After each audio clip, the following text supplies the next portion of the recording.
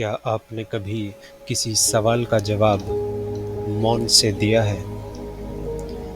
एक ऐसा सवाल जिसका जवाब न शब्दों में था, न ग्रंथों में, बल्कि एक गहरी समझ में छुपा था। आज हम एक ऐसी कहानी सुनेंगे जो ना तो स्कूल की किताबों में है और न ही ज़्यादातर लोगों ने सुनी है। ये कहानी है एक ऐसे व्यक्ति की और उसके 3 प्रश्नों की, जिसका उत्तर बुद्ध ने मौन से दिया। एक समय की बात है, एक जानकारी से और ज्ञान से भरा हुआ ब्राह्मण भगवान बुद्ध के पास आया। उसे अपने ज्ञान का अहंकार था। उसने बुद्ध से प्रश्न किया, क्या आत्मा और परमात्मा एक हैं? बुद्ध ने उसे देखा लेकिन कुछ न बोले, न हाँ न ना, सिर्फ एक शांत मुस्कान और गहरा मौन।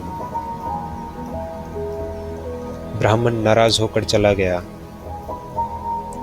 और उसने कहा, ये कैसा गुरु है जो सवालों के जवाब तक नहीं देता?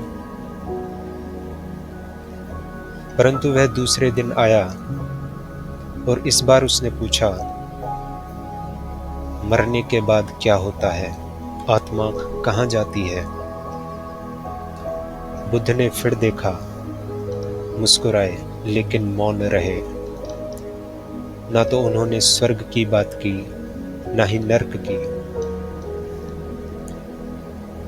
ब्राह्मण और गुस्से में था और बोला, ये कैसे तथागत हैं जो धर्म के मूल सवालों का भी जवाब नहीं देते? परंतु वह अंतिम प्रयास करने के लिए तीसरे दिन आया और उसने अंतिम प्रश्न बुद्ध से किया, क्या इस जीवन का कोई उद्देश्य है या हम बस यूं ही जीते हैं? यह प्रश्न सुनकर बुद्ध ने तीसरी बार भी मौन रखा। इस बार ब्राह्मण चिल्ला पड़ा, या तो आप कुछ जानते नहीं या फिर कहने से डरते हैं। बुद्ध ने तब पहली बार उसकी आंखों में देखा और कहा, तुम सवाल लेकर आए, पर तुम्हारे अंदर उत्तर सुनने की क्षमता नहीं थी। तुम्हारा मन अभी उत्तर लेने को तैयार नहीं है। मेरा मौन ही तुम्हारे लिए सबसे सही उत्तर था।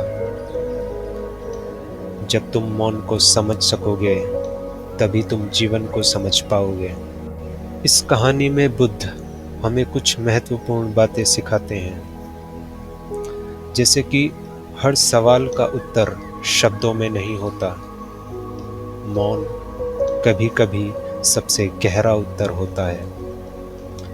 ज्ञान का मतलब सिर्फ जानना नहीं, समझने की तैयारी भी होती है।